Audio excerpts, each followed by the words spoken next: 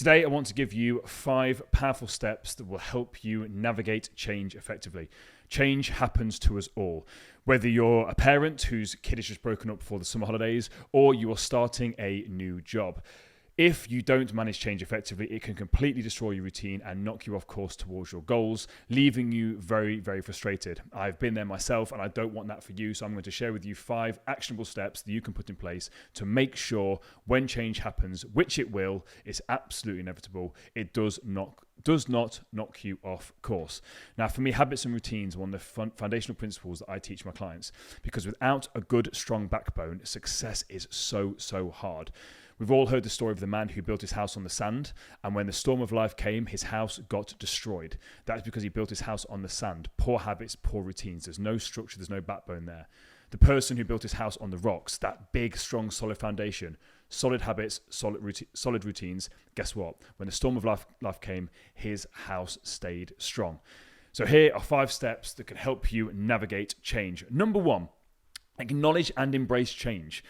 Don't dwell on the uncertainty. When your kid breaks up from school or when you go into a new workplace, that uncertainty can be very, very daunting. But what I would like us to do is try and focus on the positives. There will be positives. Focus on the potentials.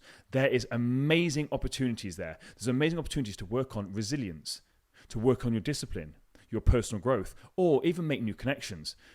If you're used to working from home or working in an office, maybe you're a single parent, and your kid's breaking up for the summer holidays, you can feel like you're completely overwhelmed. But why not see this as an amazing opportunity to actually build that resilience? That when they are going to throw things at you every single day, your routines and your habits are going to be challenged every single day. There's going to be obstacles every single day that you've got to overcome. Why not see that as an amazing opportunity to actually practice that resilience, to keep on going, practice that discipline, to practice doing something every day? It's going to help you move forward.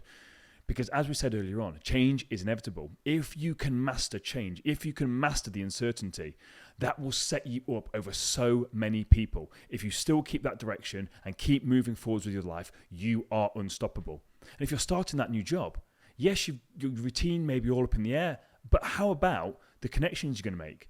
Let's just focus and look at the positives, because there are so many positives to routine change.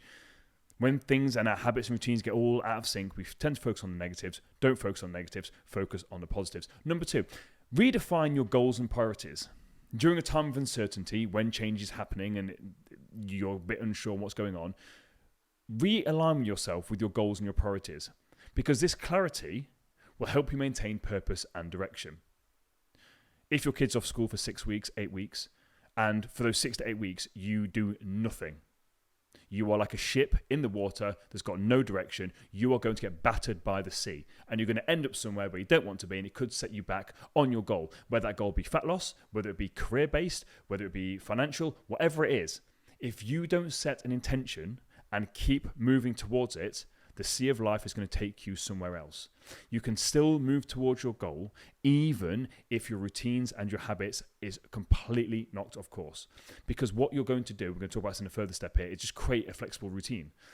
But you've got to ask yourself, what is most important to you during this time? So let's say you are starting a new job. Okay, for the first 4 to 8 weeks, what is most important to you? When the kids are off school for the 6 to 8 weeks, what's most important to you during that time? Is it family time? Is it you having space? Is you actually having space important to you? Maybe it's support. Maybe you're a single parent. Maybe you need to reach out for help. We're going to cover that in a second. Or maybe it is your career. Maybe your career is the most important thing for you. And there's no shame in that. I feel like parents get bad reps when they say they want to focus on their career. There's no shame in that at all. But you have to define what is most important to you, because this is going to help you make informed decisions to keep moving you forward during this time. If you just sit there and bob along, the sea of life, your kids, your new work colleagues, your new work friends are going to drag you along, and you're just going to be there for the ride. That doesn't feel good. It's going to cause you to feel very, very unsettled, and that's the exact opposite of what we're trying to achieve here. So step number 3, kind of hinted to it a second ago, create flexible routines. Maybe you've got the most amazing routines during term time. The kids break up and it goes completely to pot. Okay, well, start by setting realistic expectations, because this is going to reduce stress. If you think you're going to have the same amount of time to dedicate to what it is you normally do in your routines and your habits, you're deluded. You know you are, but the problem is if you keep holding on to that, it's going to cause you more stress. So stop stressing yourself out unnecessarily. Set realistic expectations from the get-go, because there are going to be interruptions. But ask yourself, what are my non-negotiables out of your routine? Again, my routine, I've got an hour-long morning routine. I've just come back from Canada, as you may have seen on previous videos. I was not able to do my routine, but I had my non-negotiables. I still read every single day, and I still got my steps in every single day. Why? Because it kept me moving towards my goal. I did what I could with what I had. You've got to do the same. Just because the kids are around doesn't mean you just throw in the towel.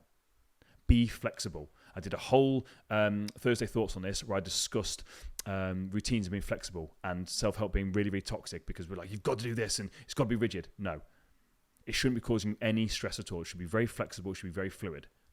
But you've got to set the intention for it to be flexible and fluid. Before going to the final 2 episodes, if you've taken any value from today's episode, don't forget to like and share it with a friend on whatever platform you're watching this on. If you are on YouTube, don't forget to give us a subscribe and a thumbs up.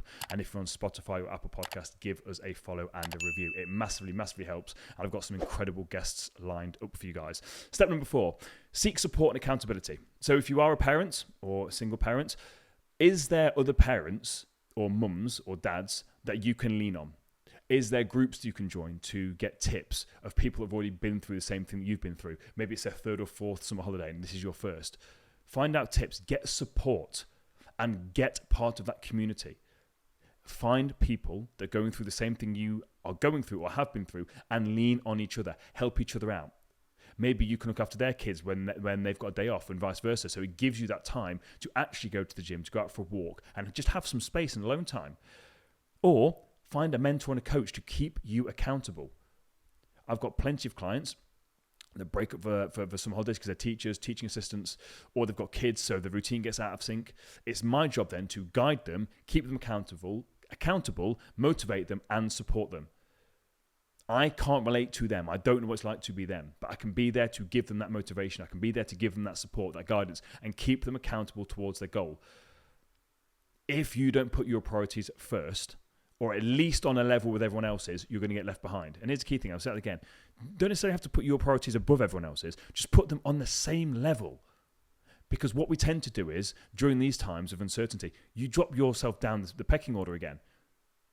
We need to stop doing that. Hold yourself accountable. What is it you want to achieve over the next 4, 6, 8 weeks, whether it's a new job, looking after your kids, whatever this change thing is, what do you want to do? And then hold yourself accountable.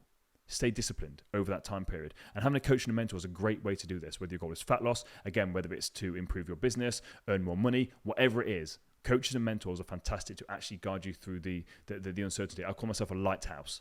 I'm there to shine the lights on the rocks so my clients don't steer their ships into the rocks. They avoid them and they can navigate through them. And finally, just embrace continuous growth. Throughout this period of time, no matter how much uncertainty there is, my final step here is just embrace continuous growth.